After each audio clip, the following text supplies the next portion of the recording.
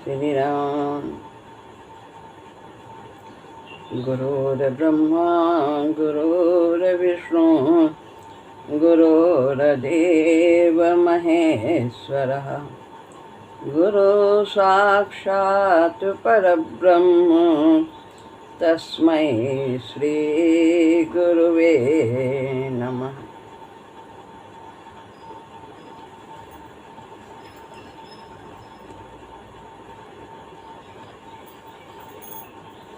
श्रीमद् भगवद गीता अध्याय 13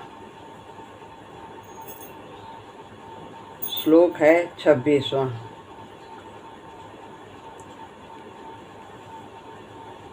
यावत् संजायते किंचित सत्वं स्थावरजंगमम्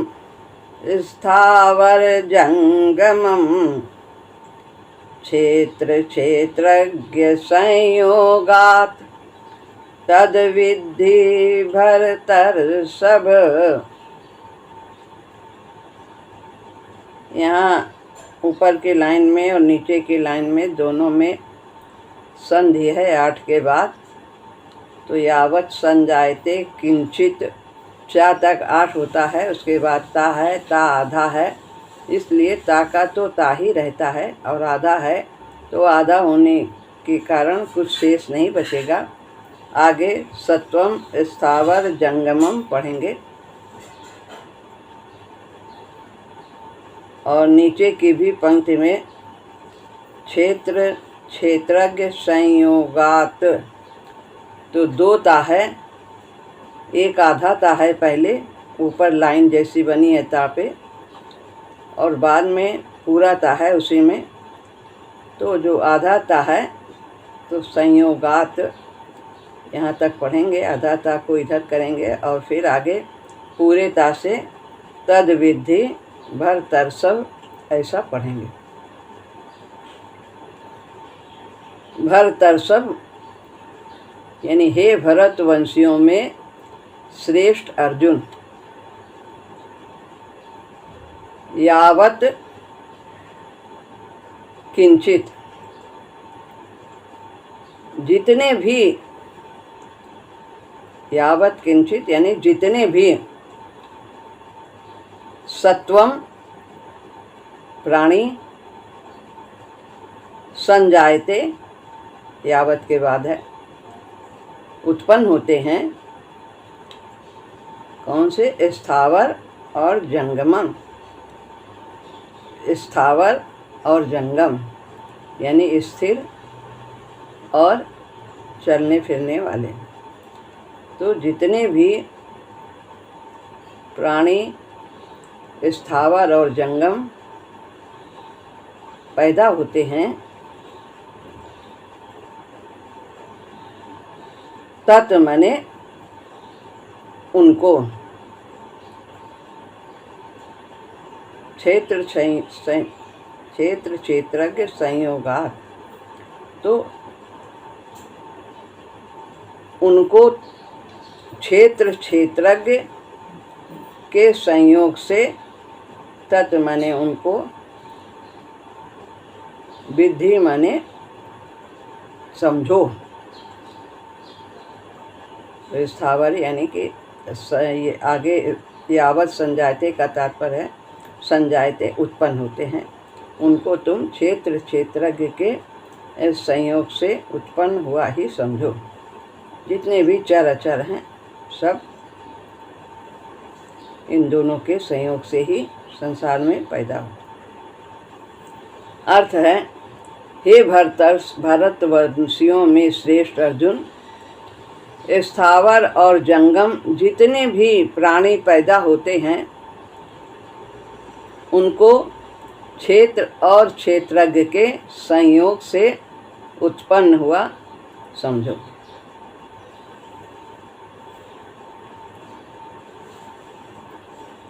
व्याख्या है, यावत संजायते क्षेत्र क्षेत्रज्ञ संयोगात, यहाँ तक की है। स्थिर रहने वाले, जैसे कि वृक्ष है, लता, दूब, बेत, बांस, पहाड़ आदि जितने भी स्थिर प्राणी हैं, इनमें सब में जान है, कण कण में है आत्मा का वास, क्षेत्रज्ञ है। और वही सब विकास को प्राप्त होते होते एक दिन मनुष्य होते हैं, फिर एक दिन दिव्यत्व को प्राप्त करते हैं। तो जितने भी स्थावर प्राणी हैं और चलने फिरने वाले मनुष्य, देवता, पशु, पक्षी, कीट, पतंग, मछली, कछुआ, यानी जितने भी थलचर हैं, जलचर हैं और नभचर हैं, वे सब जितने भी स्थावर और जंगम प्राणी हैं, वे सब के सब क्षेत्र और क्षेत्रज्ञ के संयोग से ही पैदा होते हैं। उनका कोई शरीर होता है, चाहे स्थूल हो, चाहे सूक्ष्म हो, चाहे कैसा भी हो, कारण शरीर क्यों न हो, तो सबका कोई न कोई रूप होता है। तो वे सब क्षेत्र और क्षेत्रज्ञ के संयोग से ही उत्पन्न होते हैं। तो इस प्रकार यहाँ बताते हैं, क्षेत्र यानी रूप एक शरीर होता है, कण का भी एक शरीर है और हाथी का भी एक शरीर है, और उसके कण में भी आत्मा है और हाथी में भी आत्मा है। जितना भी संसार में जो कुछ भी है वो सब क्षेत्र और क्षेत्रज्ञ के संयोग से ही है। शरीर है और शरीर ही है उसमें। उत्पत्ति विनाशशील पदार्थ जो पैदा होते हैं और उनका अंत हो जाता है, वे सब क्षेत्र कहे जाते हैं। और जो इस शरीर के बारे में जानने वाला है उसको क्षेत्रज्ञ कहते हैं। कौन जानता है शरीर के बारे में? आत्मा जानती है, तो उसे क्षेत्रज्ञ कहते हैं। सब में आत्मा का निवास है। उस क्षेत्रज्ञ प्रकृतिस्थ पुरुष, प्रकृति में स्थित पुरुष, क्षेत्रज्ञ प्रकृति में स्थित जब हो जाता है, शरीर में जब स्थित हो जाता है, क्षेत्र में जब स्थित हो जाता है, तो उसे प्रकृतिस्थ कहते हैं। और उस क्षेत्र को वो उससे अपना संबंध जोड़ लेता है, तो वो प्रकृति में स्थित कहा जाता है। उस क्षेत्रज्ञ का जो शरीर से मैं मेरेपन का संबंध माना है, यही क्षेत्र और क्षेत्रज्ञ का संयोग है। अगर ये संबंध ना माने तो वो उससे अलग है, क्षेत्र से, और क्षेत्रज्ञ अलग है। संबंध मान लेता है, इसीलिए संस्कार बनते हैं, बंधन बनते हैं, आवागमन होता है। तो यहाँ भगवान बताते हैं जन्मने और मरने का क्या कारण है, आवागमन का क्या कारण है, कि वो क्षेत्रज्ञ क्षेत्र से संयोग कर लेता है। आना जाना बुरा नहीं, क्षेत्रज्ञ का क्षेत्र में आना बंधन का कारण नहीं, लेकिन जब वो उसको अपना रूप मान लेता है क्षेत्र को, तो फिर वो बंधन में बन जाता है, आवागमन होता है, जन्म मरण होता है। इस माने हुए संयोग के कारण ही इस जीव को स्थावर जंगम योनियों में जन्म लेना पड़ता है।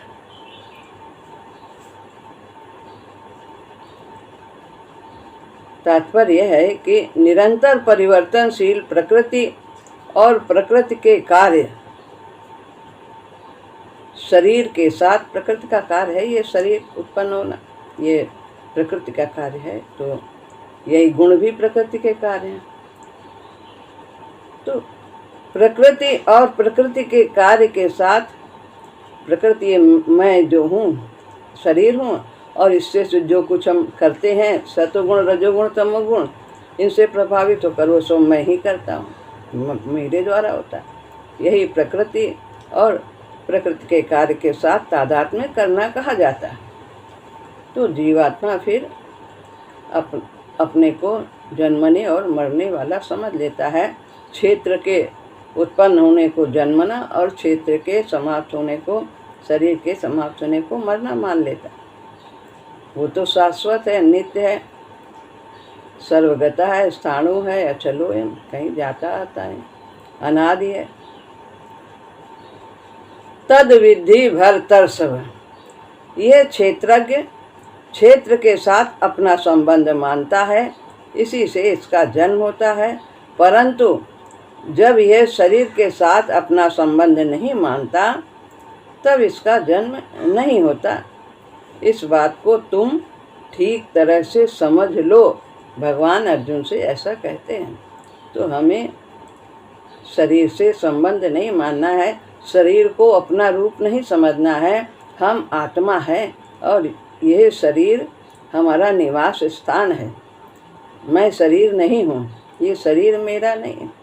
मैं तो आत्मा हूँ, भगवान का अंश हूँ और सदा सदा रहने वाला हूँ।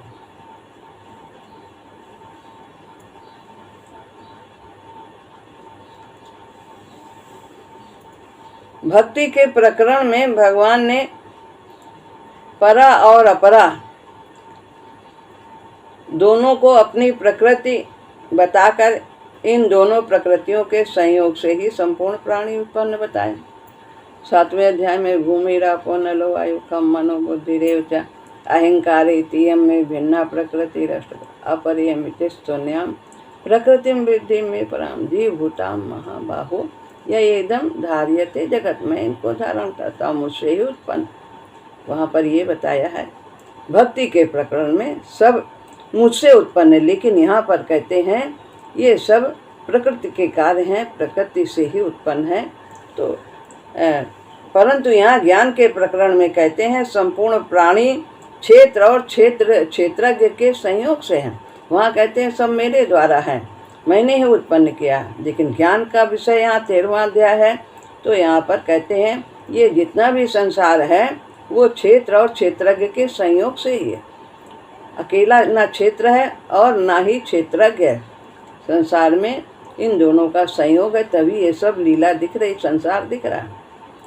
अकेला शरीर हो वो भी कुछ नहीं कर सकता, आत्मा है तो वो क्या करेगी। तो जब दोनों का संयोग होता है तो अनेक रूप दिखाई देते हैं, पशु पक्षी सब तरह तरह के सब संसार दिखाई देते हैं।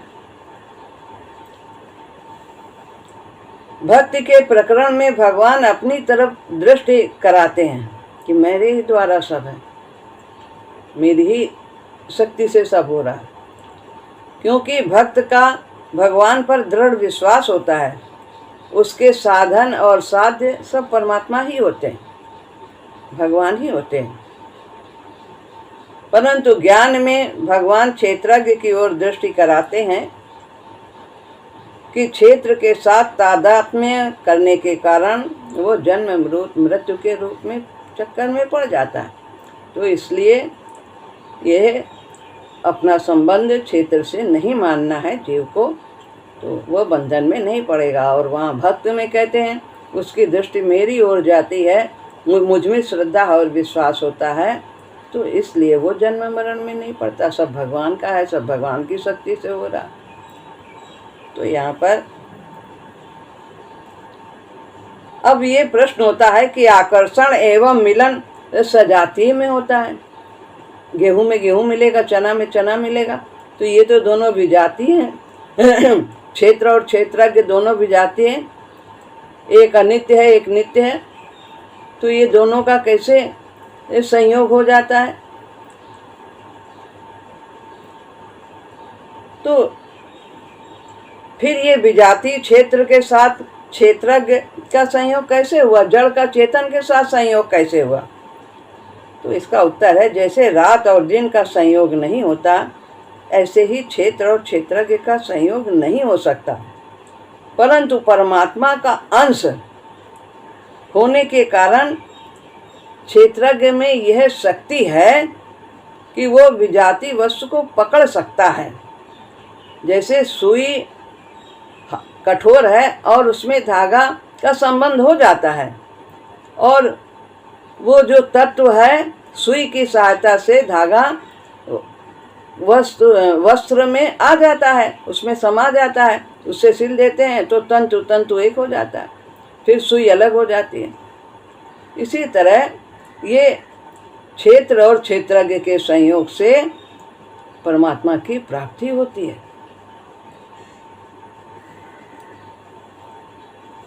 तो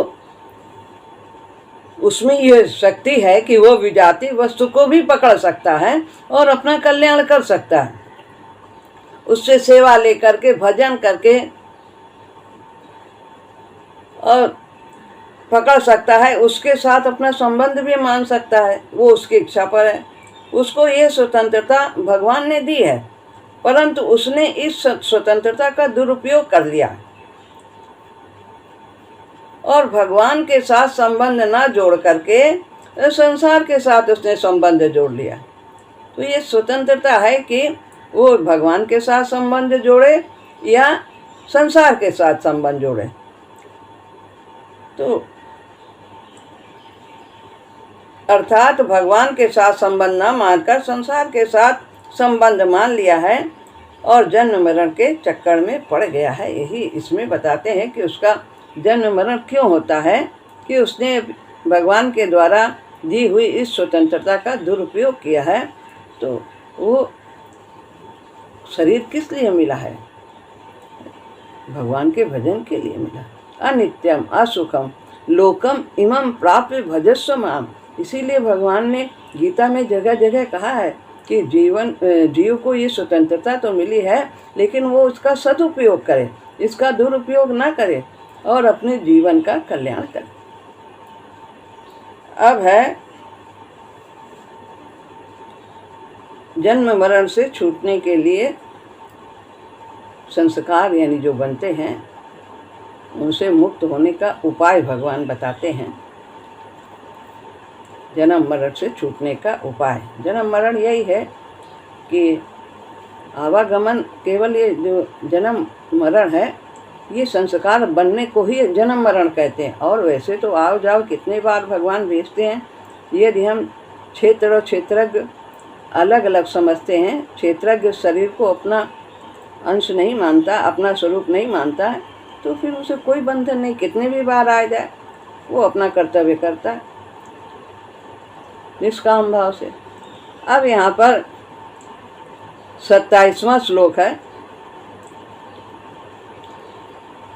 समं सर्वेषु भूतेषु तिष्ठन्तं परमेश्वरं विनश्यत स्वाविनश्यन्तं यः पश्यति स पश्यति। यह मान जो नीचे है, यह यानी जो विनश्यत सु, यहाँ पर विनश्या के बाद ता है और फिर सा है, तो ता यहाँ पर इसके बाद सा है और वाह है, तो ये सा और वाह यहाँ पर वो बन जाते हैं विनश्यत्सु यानी नष्ट होते हुए। और फिर है वाह का आ निकाल लिया, अविनश्यन्तम नाश रहित। तो जो नष्ट होते हुए सर्वेषु संपूर्ण भूतेषु प्राणियों में परमेश्वर को, नीचे था अविनश्यन्तम नाश रहित, और ऊपर है समम सम रूप से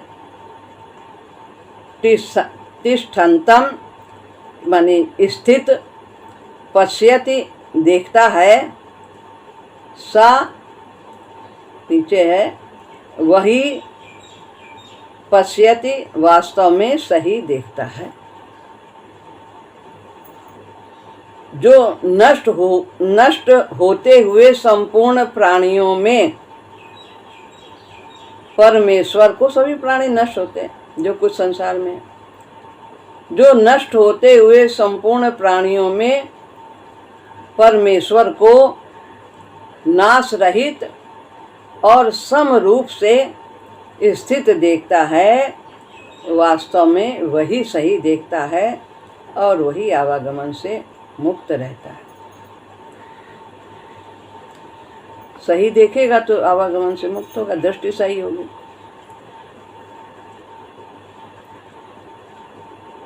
समम सर्वेषु भूतेषु,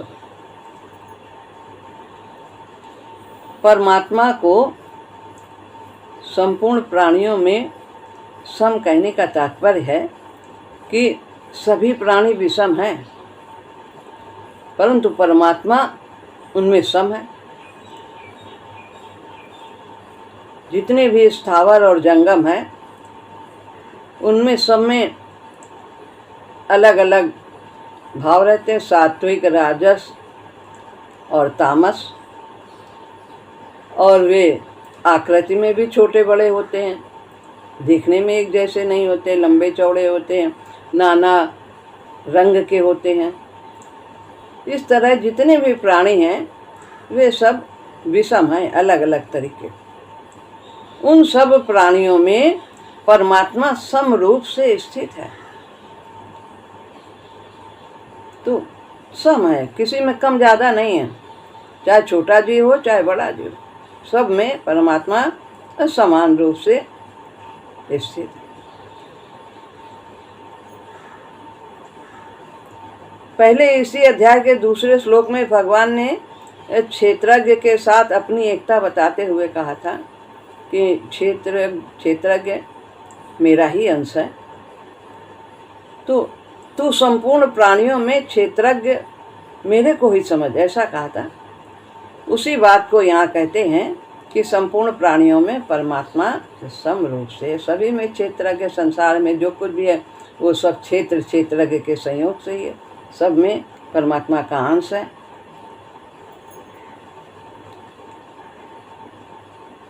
तिष्ठन्तम स्थित, संपूर्ण प्राणी उत्पत्ति, स्थित और प्रलय इन तीनों अवस्थाओं से गुजरते हैं। सब पैदा होते हैं, कुछ दिन स्थित रहती है, फिर उसके बाद लय हो जाता है। महासर्ग भी होता है, महाप्रलय भी होती है, और सभी प्राणी ऊंच नीच गतियों में भी जाते हैं। सभी प्राणी किसी भी क्षण स्थिर नहीं रहते, हर समय परिवर्तन होता रहता है। ये सबका अनुभव है। कैसे गर्भ में आता है, फिर कैसे उसमें परिवर्तन होता है, कैसे बड़ा होता है, फिर बाहर आता है तो कैसे उसके रूप बदलते चले जाते हैं। परंतु परमात्मा उन सब अस्थिर प्राणियों में नित्य निरंतर एक रूप से रहता है, उसमें कोई परिवर्तन नहीं। तो इसी तरह क्षेत्रज्ञ में भी कोई परिवर्तन नहीं, आत्मा है, भगवान का अंश है। शरीर परिवर्तनशील है। परमेश्वरम, सभी प्राणी अपने को किसी न किसी का ईश्वर अर्थात मालिक मानते हैं। मैं उससे बड़ा हूँ, मैं उससे बड़ा हूँ, मेरा धन है, मेरा मकान है, मेरा क्या है, मैं इसका मालिक, उसका मालिक, मैं सबका। इस तरह से उनके अंदर भाव होता है कि मैं मालिक हूँ, मैं बड़ा हूँ, ये भाव रहता है। परंतु भगवान परम ईश्वर है, उनसे बड़ा कोई नहीं है। तो जो ये समझता है कि सभी नष्ट होते हुए प्राणियों में परमात्मा नाश रहित स्थित है, वही सही देखता है।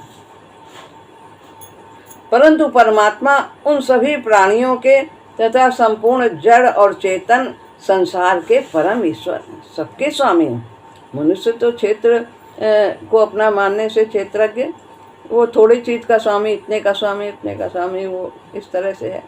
लेकिन परमेश्वर तो पूरे संसार के स्वामी, इसीलिए वो परम ईश्वर कहेगा।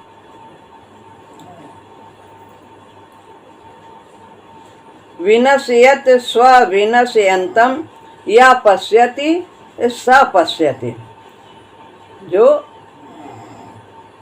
नाश होते हुए संपूर्ण प्राणियों में नाश रहित परमात्मा को देखता है, वही सही देखता है। इस लाइन का यही अर्थ है। प्रतिक्षण विनाश की तरफ जाने वाले प्राणियों में विनाश रहित सदा एक रूप रहने वाले परमात्मा को जो निर्विकार देखता है। विकार क्या है? परिवर्तन, गति, ये सब विकार है। वही वास्तव में सही देखता है। तो परिवर्तनशील शरीर के साथ जो अपने आप को देखता है, उसका देखना सही नहीं है कि मैं बड़ा हो रहा हूँ, मैं छोटा हो रहा हूँ, मैं क्या हो रहा हूँ। नहीं नहीं, मैं बहुत अच्छा, मैं बूढ़ा जवान धनी बलवान, जाने क्या क्या देखता है, तो वो सही नहीं देखता। तो जैसे परमात्मा एक रस है, वैसे क्षेत्रज्ञ भी एक रस है, किंतु जो सदा ज्यों के त्यों रहने वाले परमात्मा के साथ अपने आप को अभिन्न रूप से देखता है, उसी का देखना सही है।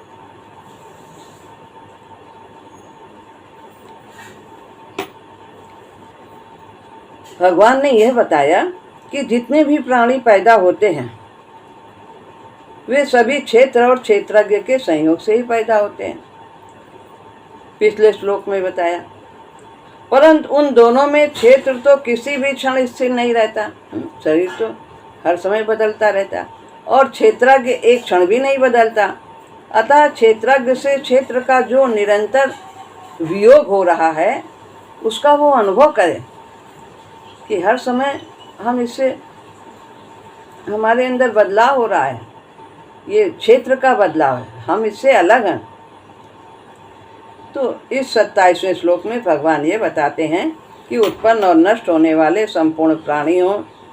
संपूर्ण विषम प्राणियों में परमात्मा नाश रहित समान रूप से स्थित है और उनके साथ क्षेत्रज्ञ अपनी एकता का अनुभव करे।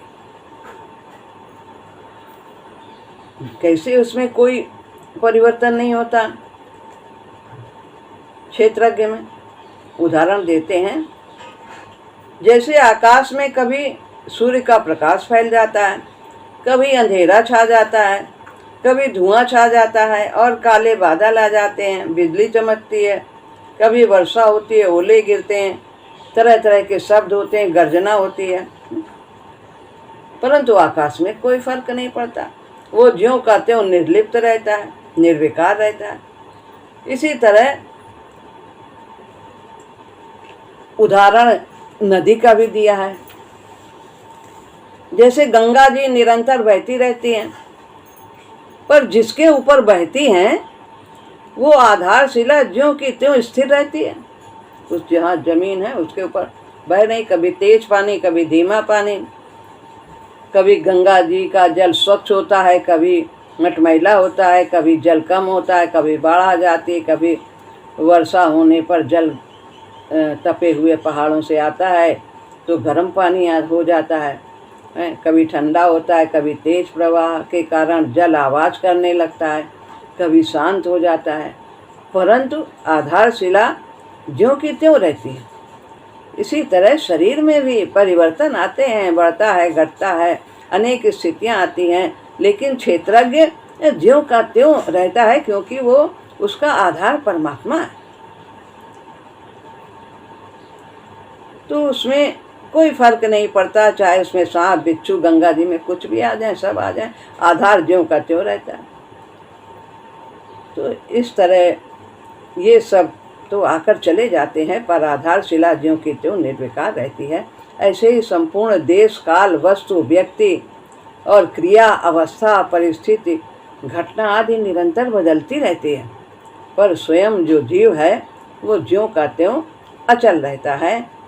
परिवर्तन और विनाशशील देश काल ये सब देश आदि में होता है, क्षेत्र में होता है, लेकिन जीव में कोई परिवर्तन नहीं होता है। इस प्रकार यहाँ पर ये श्लोक पूरा होता है और यहीं पर इसको समाप्त करते हैं। अगला श्लोक आगे नहीं हो पाएगा, इसलिए वो अगले सत्र में होगा।